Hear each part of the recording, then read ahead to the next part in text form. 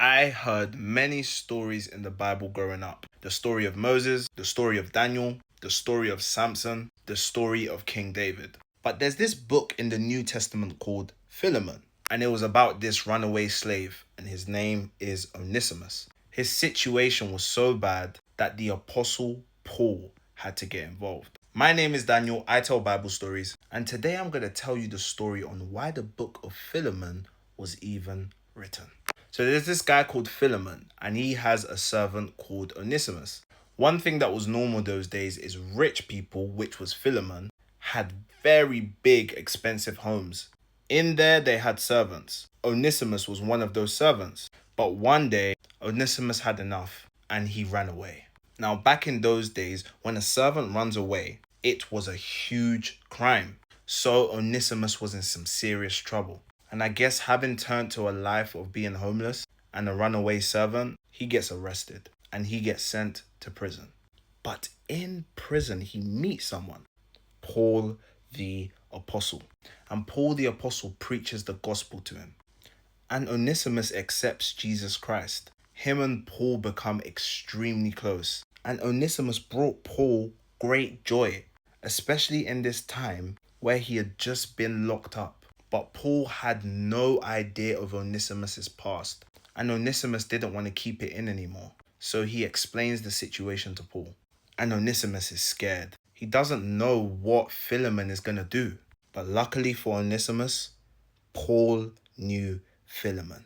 In fact, Paul had preached the gospel to Philemon, and Philemon had accepted Christ through Paul. Philemon held Paul in high regard. So Paul said to Onesimus, "Leave it with me." And Onesimus was released from prison. And Paul got to doing what Paul does best. He wrote to Philemon. Philemon receives the letter. Philemon sees this from Paul and opens it to read it. Paul firstly introduced himself and he greeted the entire household.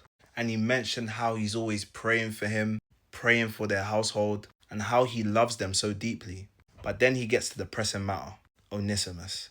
And Paul states this: as someone who is in authority to you in Jesus Christ, I could order you very boldly to not react in no way to Onesimus, but instead I want to take an approach that will bear more fruit.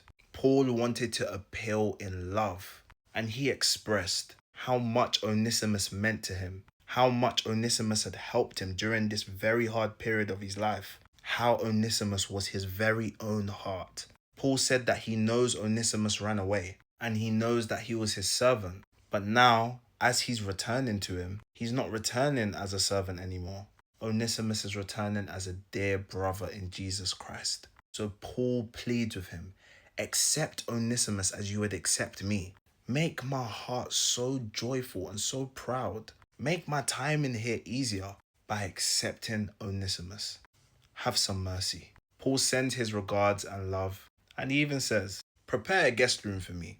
Hopefully I'll be with you guys soon. Philemon finishes reading the letter, and he's left with a choice. Onesimus was on his way, and Philemon could do anything. He didn't have to listen to Paul, but my best guess was that he did, and he welcomed him with open arms. I do feel like this book is quite neglected. Hearing the story behind it is one of the most beautiful things.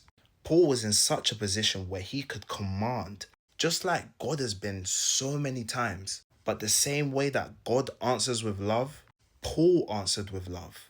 Paul had this belief that God had revealed to him. He said love never fails. And the letter of Philemon, that truly reflects Paul's heart condition behind that statement. He practiced what he preached. And from a runaway servant, Onesimus became his boss's brother in Christ.